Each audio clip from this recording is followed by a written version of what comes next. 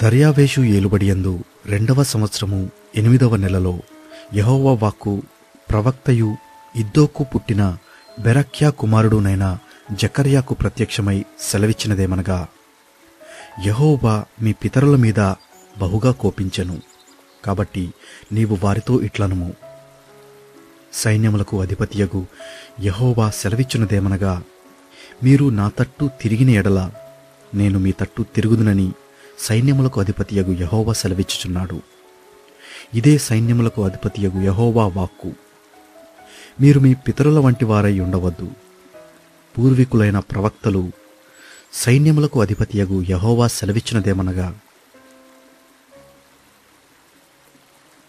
మీ దుర్మార్గతను మీ దుష్క్రియలను మాని తిరుగుడని వారికి ప్రకటించినను వారు వినకపోయిరి, నా మాట ఆలకించకపోయిరి. ఇదే యెహోవా వాక్కు. మీ పితరులేమైరి? ప్రవక్తలు నిత్యము బ్రతుకుదురా? అయినను నా సేవకులైన ప్రవక్తలకు నేను సెలవిచ్చిన మాటలను కట్టడలను మీ పితరుల విషయములో నెరవేరలేదా? నెరవేరగా వారు తిరిగి మన ప్రవర్తనను బట్టియు క్రియలను బట్టియు యెహోవా మనకు చేయదలిచిన ప్రకారముగా ఆయన అంతయు మనకు చేసియున్నాడని చెప్పుకొనిరి. మరియు దర్యావేషు ఏలుబడియందు 2వ సంవత్సరము షెబాటు అను 11వ నెల 24వ దినమున యెహోవా వాక్కు ప్రవక్తయగు ఇద్దోకు పుట్టిన బెరక్యా కుమారుడైన జకర్యాకు ప్రత్యక్షమై ఇలాగూ సెలవిచ్చెను. రాత్రి ఎర్రని గుర్రమునెక్కిన మనుష్యుడొకడు నాకు కనబడెను. అతడు లోయలోనున్న గొంజి చెట్లలో నిలవబడి ఉండగా అతని వెనుక ఎర్రని గుర్రములను చుక్కలు చుక్కలు గల గుర్రములను తెల్లని గుర్రములను కనబడెను. అప్పుడు నా ఏలినవాడా, ఇవి ఏమని నేనడుగగా, నాతో మాటలాడు దూత, ఇవి ఏమైనది నేను నీకు తెలియజేతుననెను. అప్పుడు గొంజి చెట్లలో నిలవబడి ఉన్నవాడు, ఇవి లోకమంతటను తిరుగులాడుటకు యెహోవా పంపించిన గుర్రములని చెప్పెను. అవి గొంజి చెట్ల మధ్యను నిలవబడిన యెహోవా దూతను చూచి, మేము లోకమంతటా తిరుగులాడి వచ్చి ఉన్నాము. ఇదిగో లోకులందరూ శాంతము కలిగి నిమ్మళముగా ఉన్నారని చెప్పెను.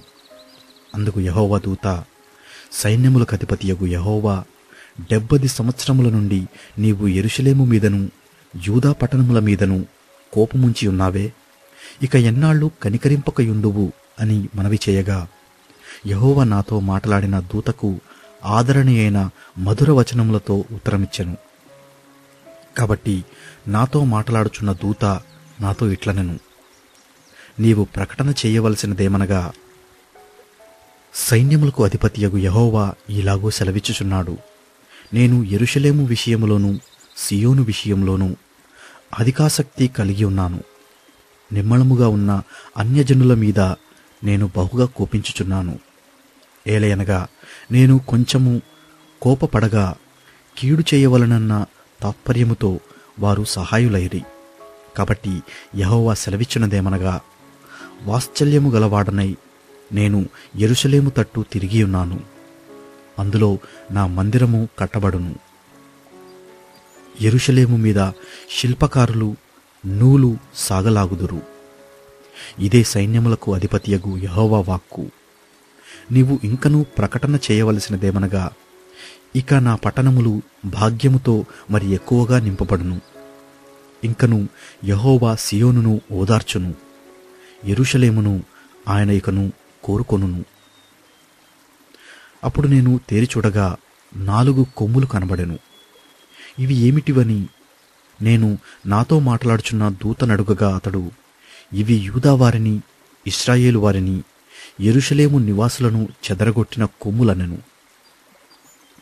యెహోవా 4 కంసాలులను నాకు కనపరచగా, వీరేమి చేయబోచున్నారని నేనడిగినందుకు ఆయన, ఎవడునూ తల ఎత్తకుండా యూదావారిని చెదరగొట్టిన కొమ్ములు ఇవే.